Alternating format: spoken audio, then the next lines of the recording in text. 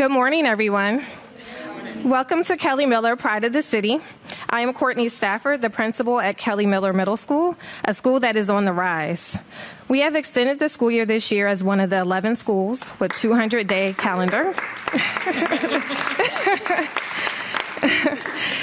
We have advanced coursework to support our scholars, as well as school-wide enrichment classes such as yoga, step, boxing, community service, and African American studies.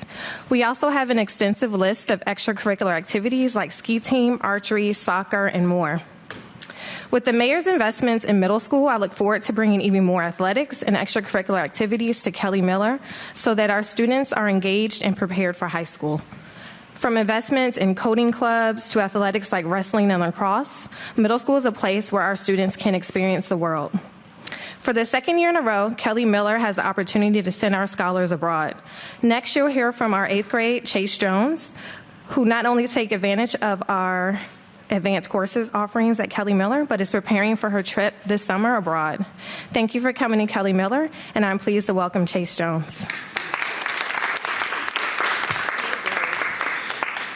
Good morning, everyone. Good morning.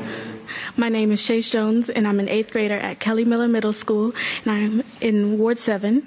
Being at Kelly Miller, I've had the opportunity to be in a program called the Academy and take advanced classes. I participated in my school's basketball team, and on Saturdays, I attend the National Institute of Health program to practice molecular biology. I have a 4.0, and I've taken the SAT twice. This summer, I'm going on a trip over Europe, the Mediterranean coast, to 4 countries: Milan, Italy, Barcelona, Spain, Monaco, and France.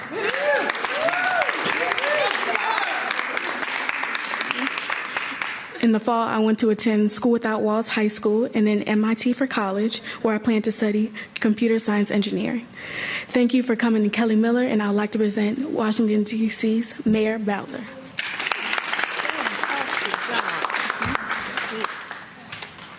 Well, good morning, everybody. How about that Chase Jones? Give her a big round of applause. How about that Kelly Miller? That's awesome. So I can't wait to hear about your trip, and we certainly are going to wish you well in high school and college, and we can't wait to see what the world has in store for you. Principal Stafford, I want to thank you for hosting us this morning and for all of the work that you're doing here at Kelly Miller, the pride of Washington, D.C.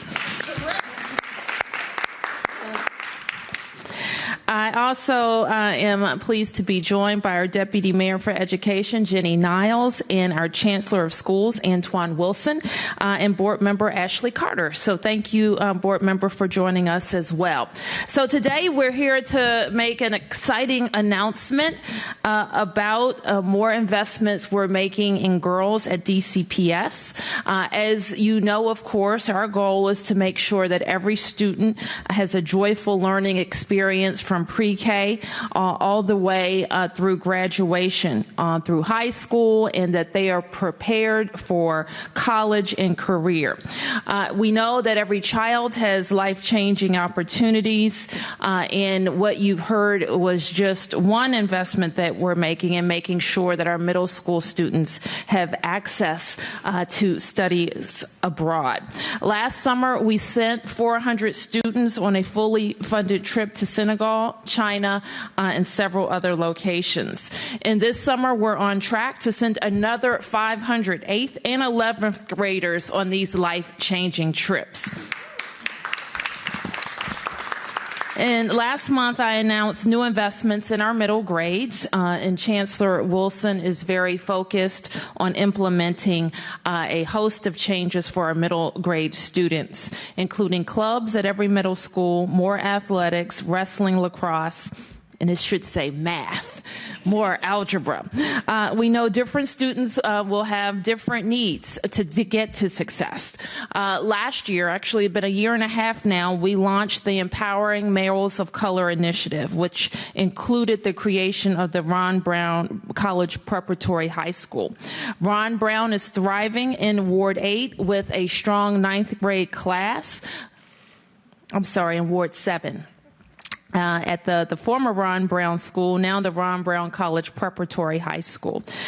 We will add another grade, so we'll have 9th and 10th graders starting next year. Our Empowering Males of Color initiative includes critical innovation grants that created arts programming, blended learning, and robotics to support our schools. So today, we announce a new program, and it is called RAIN. RAIN like a queen reigns. And today we are here to announce that program. After speaking with 100 students over several months, DCPS has conceived of this innovative program. RAIN is also the further explanation is the Empowering Young Women as Leaders program. With the investments that we will announce today, we will support more women of color, focusing on leadership opportunities, health, wellness, and identity. RAIN, the programs included, come directly from the feedback we heard from our young ladies, and who we know have different needs than our boys. RAIN will support young women to grow into leadership roles, because we know that women can be leaders, but they have to be told that and learn that every step of the way. They can be entrepreneurs, they can be in politics, they can be in all levels of business. So this program will focus on building community, building confidence, building leadership skills, both inside and outside of school. And I'm very thrilled that part of this initiative will be innovative investments that we will make across the district. And Deputy Mayor Niles and Chancellor Wilson will speak more about this. But it's no better place to announce this than Kelly Miller with our wonderful Kelly Miller students. Deputy Mayor Niles. Good morning. Thank you, Mayor Bowser. I'd also like to thank Principal Stafford, the students and teachers here at Kelly Miller. I also want to welcome our Truesdale students that we have in the audience as well. Woohoo! And I'm very pleased that I'm wearing a cross between Truesdale and Kelly Miller to represent this remarkable and wonderful announcement this morning. We're excited to close out Women's History Month with an announcement about RAIN. We've heard from the community, we've heard from girls. We want to make an investment to ensure that our young women of color develop personal growth, leadership skills, confidence, and social emotional learning that we know that will allow them to thrive both in school and out of school and in their careers and in their life. As we developed RAIN, we listened to more than 100 girls, and we need to listen to more. We need to continue to listen to all of our students of all genders and identities about what they need to be successful in school. I want to emphasize that this announcement is just the beginning of RAIN. This is just the beginning because we wanted to start with a way to focus on key things with our innovation grants. And so we're going to be having funding for the RAIN innovation grants, which will be critical to our success. Chancellor Wilson, in his quest to visit all of our DC public schools, has already visited nearly a half of them, over 50 of our 115 schools, and has been listening to girls of color throughout that time. He's even joined First Lady Michelle Obama in meeting them on International Women's Day. I'm proud that one of his first initiatives as Chancellor demonstrates his commitment to excellence for all students. Now I'd like to invite the Chancellor up to say a few words.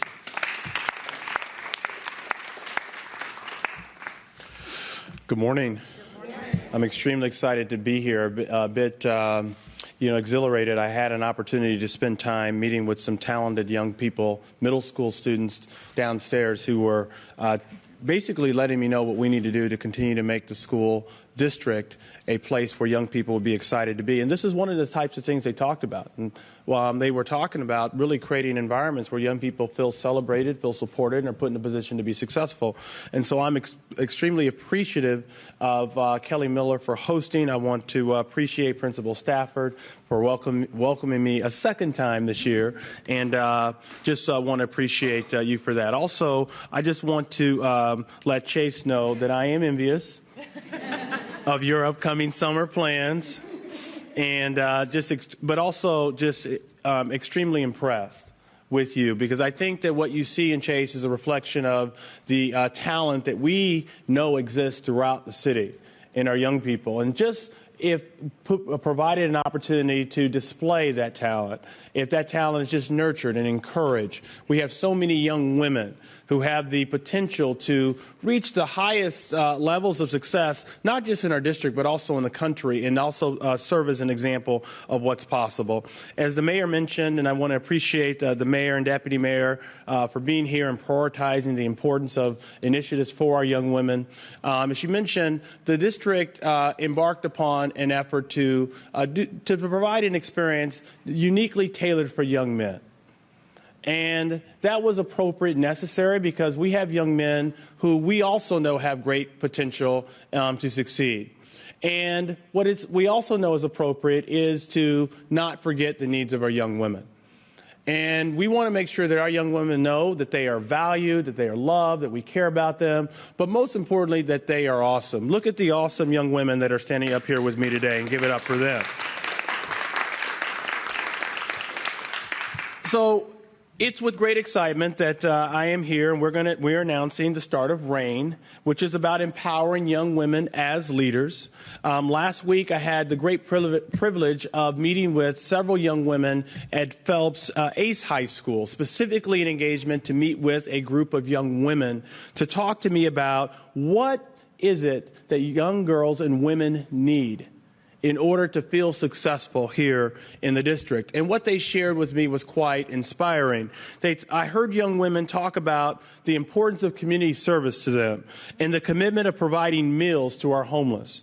I heard the young women talk about supporting one another, the importance of really building community with other young women from throughout the city, and being excited to come back to DCPS as alumni to support future generations. A lot of what they talked about was really about what they could do and how we could support them with having an impact on young women and girls who come after them, which was extremely exciting to hear.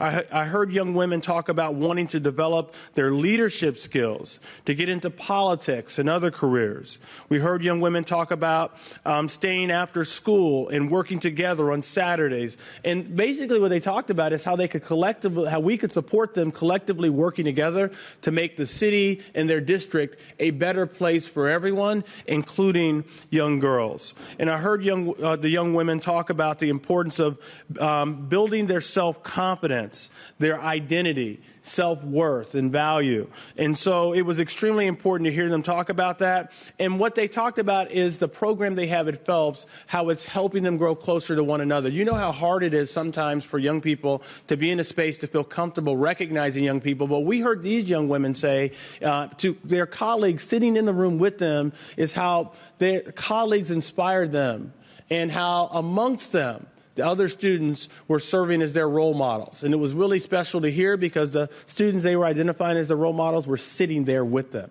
And so that's what we want to be able to say is true for all of our students. So RAIN is a program to address exactly what the young women at Phelps highlighted, because this is a program that is built specifically for the needs of young women, for the needs of our female students, and it's built by them.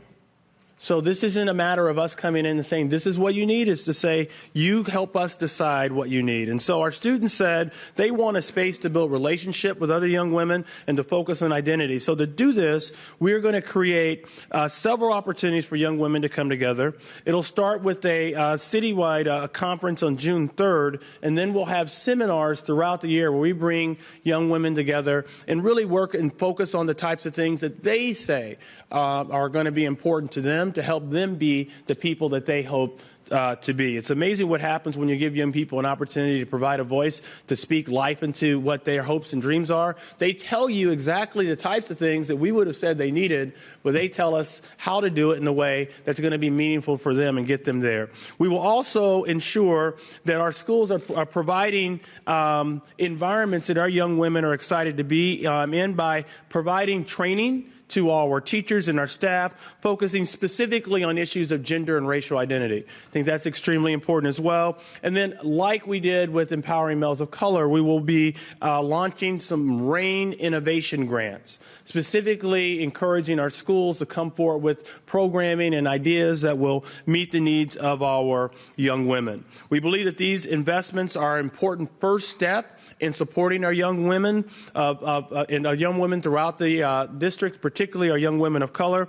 And I want to thank the hundreds of students who came forward and shared those ideas. I want to thank, again, Kelly Miller and the young ladies who are here representing Truesdale and Kelly Miller specifically, and also the young women of Phelps, and all the young women who came out to the various engagements. As was mentioned, I've been to over 50 schools, and this is just week 8, and I do intend to visit every one before the end of the year. And it's really important because if we're going to make this a place where every one of our students is able to come in, be in joyful experiences, and excel while they're here, then we truly need to make sure that our schools are places where young women feel valued, they feel successful, and in fact, our young women know that they can, in fact, reign. Thank you for being here, and I'm excited to just be kicking this off, and again, to consider myself extremely privileged to serve as Chancellor of DCPS.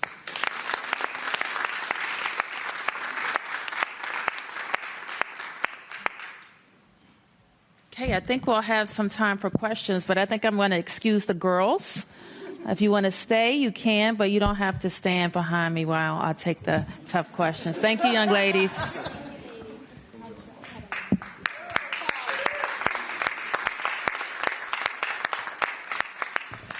Okay, I'm happy to answer some questions. Well, I'm going to go to the press first, and I'll come back to you, Ms. Rucker, okay? Yes, sir.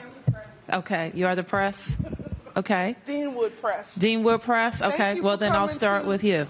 Thank you for coming to Deanwood Extended. It's my pleasure. I heard a rumor, and thank you for it, Chancellor and Deputy Mayor Niles. Y'all are doing a great job on education. I know we're rising. I received some information this weekend that said that mental health is being taken out of the schools. I hope that's not true. The Department of Behavioral Health is removing their therapists supposedly from the schools, and I'm hoping that that is not the case because we need all the mental health layers to be in place so that we continue to have the wraparound services that we need, and I'd like your thoughts on that. No, absolutely, and I'm going to ask the Deputy Mayor to speak to all of our approach to school nurses and medical attention in schools. She participated in a long hearing about this yesterday, and we appreciate the ability to clarify that. Thank you. Great. Well, first I want to start by clarifying about the nurses in schools because we've had a lot of confusion about that. But we're excited. We've got a new program that we're going to put into place that will include each school that participates in the school nursing program or the school health program, as we describe it, having 40 hours of medical professional care that will be available. And there'll be a varying number of hours of nurses based on the risk factors. But we know that we have schools that have students with diabetes, students with urgent needs, and they automatically will have a nurse full time. And so, but what this program also will do is we'll have some roles of people who can connect with students' medical homes, as I understand they're called, with the primary care physicians, because we have more primary care coverage in DC than most places. And so we're excited to leverage that as part of really connecting the inside and outside of the school health community.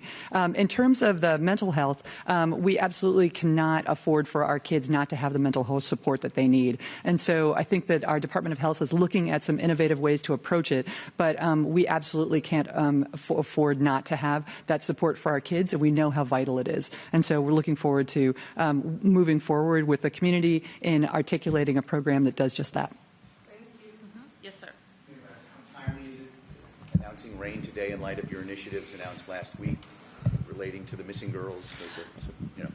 Well, it's actually quite coincidental, and DCPS has been, and Chancellor Wilson can talk to the amount of time and research that has gone into developing the RAIN program, and getting feedback from schools and our female students about what would be good for them to work on. Chancellor can talk about that.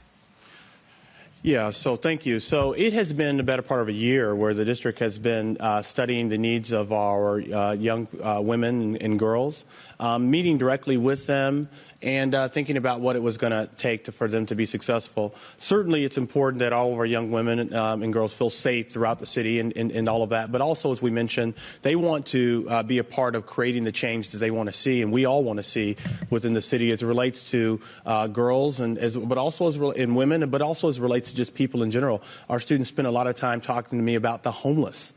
And many of them are volunteering right now and supporting the homeless. And so this is an important initiative. We will continue to meet with young women and young girls to hear about how we can make the district better, and excited to be here launching this event here today. Yes, Denise.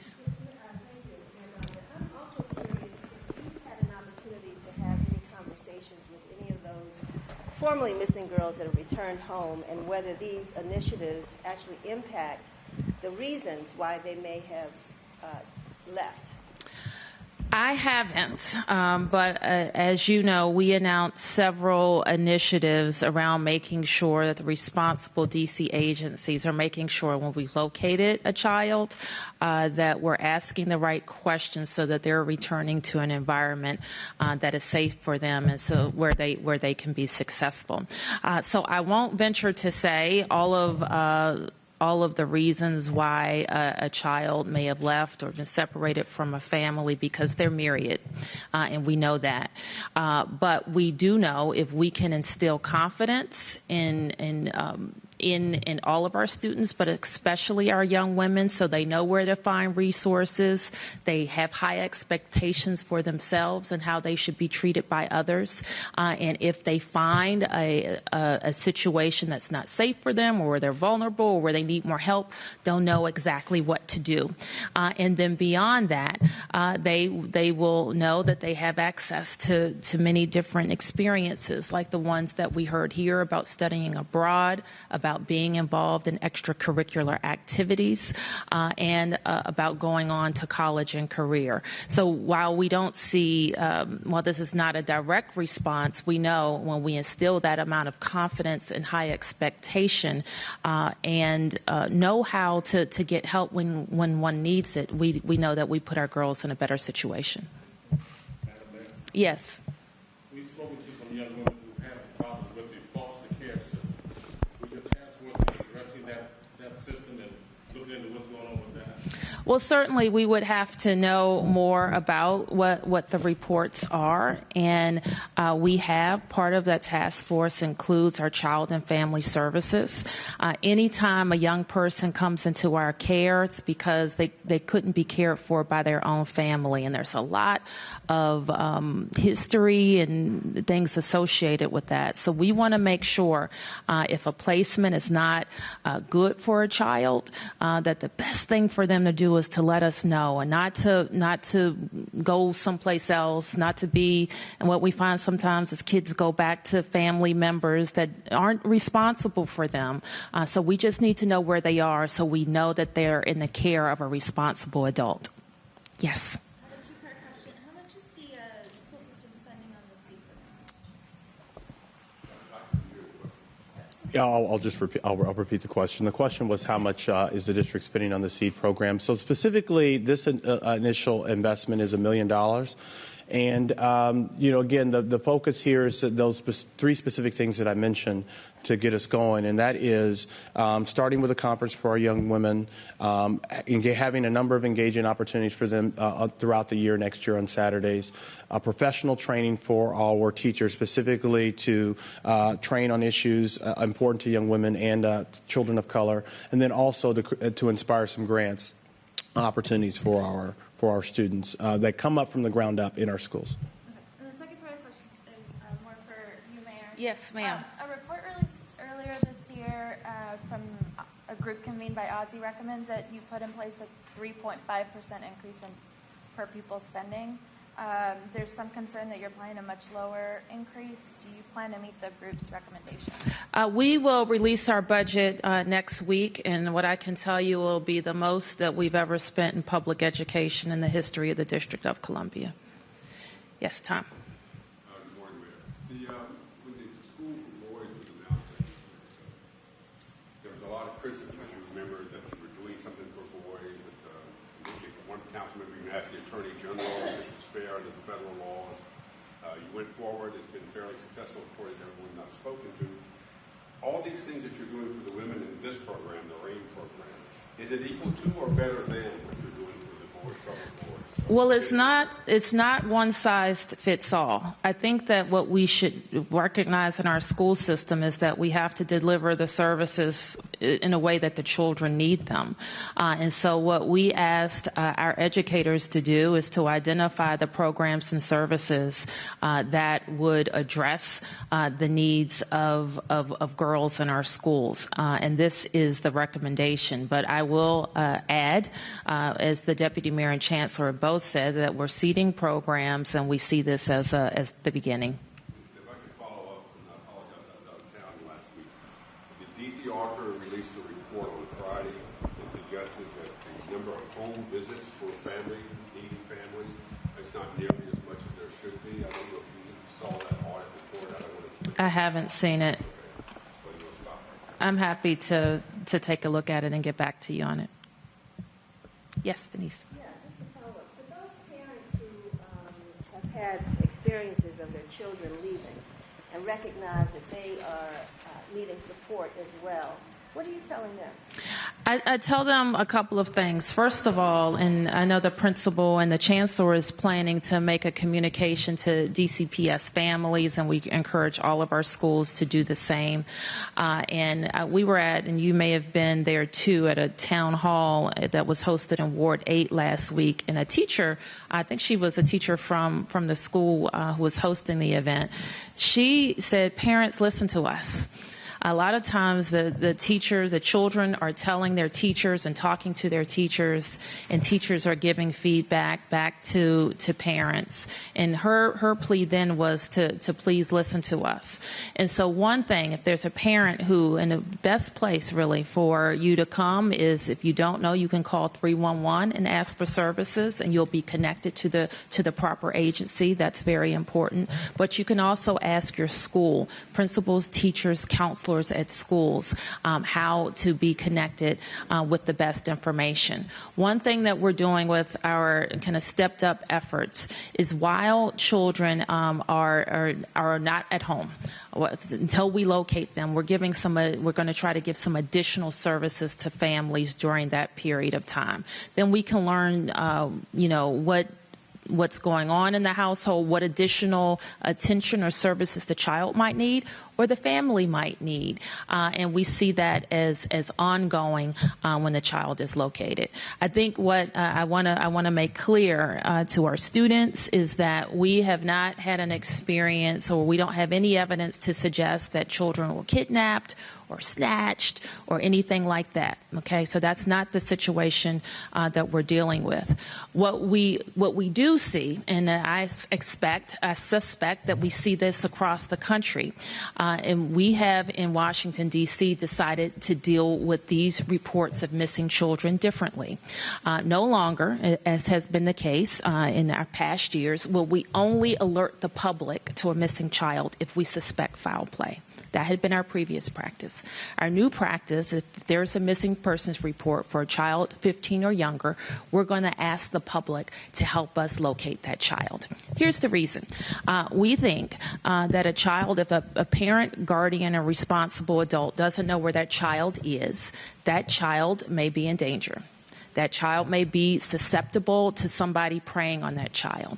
And there may be a reason why that child's not at home. So we want to find and locate that child and get them in the care of a responsible adult and make sure they have what they need.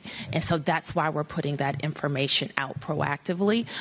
We don't suspect that there is any pattern of foul play involving the missing persons reports that we've gotten. We actually have seen in the last several months fewer missing persons reports than we saw last year at this time, but they're all too many, and they all represent children that are not in the care of a responsible adult. So we want to locate them and give them what they need. About the reaction to the fact that even celebrities are retweeting the fact that 12, 14 girls are missing in 24. What's been your reaction when you know that's not true? Well, I recognize that people think that they're being helpful. Unfortunately, with social media, it only takes a second to spread misinformation. And I appreciate also the sentiment that's behind it. They believe that young girls of color don't get the same attention as their counterparts. And that should change. And one thing that we've done differently is to say that every critical missing person report deserves attention, deserves the public's attention, and deserves all of us trying to make sure that these kids are reunited with their families. Yes, Tom? Is there any concern? I noticed the increased number of tweets put out by the police department this year. Is there any concern that these will become so routine as to be less of an alert and just one more missing person at all, that social media could burn out fairly quickly if you see these 2 and 3 a week, or 5 or 6 or 10 a week? Well, I think it's important, Tom, that when we never want a child that needs adult supervision and care and is not getting it to become a routine situation. So we will make sure that we treat those cases with care, that we're putting the investigative resources behind them to get them located as soon as possible, but also the services that families need. Okay, thank you, everybody. Yes. Can we make a parent challenge? If a parent knows that a child that does not belong to them is at their home, can they please call that other parent to find out if it's okay for that child to be in the home? Speaking from experience. Yes, that is a very good piece of advice. And sometimes it's quite innocent, right? A kid comes home with a friend from school, they're studying, they're doing, and one says, well, why not just stay over? We can, and so that is a very good piece of advice. And also, if that parent wants to call on the city for help, that where the child is staying, that's good. That's okay too. What as a community as a whole, not just this ward. You know, I'm a Ward 5 resident. Yes. I care deeply about Yes. everyone. And my question is, as a community neighbor resident, what can we do to assist you, the chancellor, and everyone to help in this situation? Well, certainly I would and we all know we've all been 13, 14, and 15-year-olds, right? And one thing I will say that it appears to me to be much more complicated to be a 13, 14, or 15-year-old than when I was that age. And so we should, I think, feel comfortable in reaching out to young people and encouraging them to talk to caring adults. And be a caring adult, and be a mentor, and be a part of where young people can go when they need mentoring and advice. Thank you.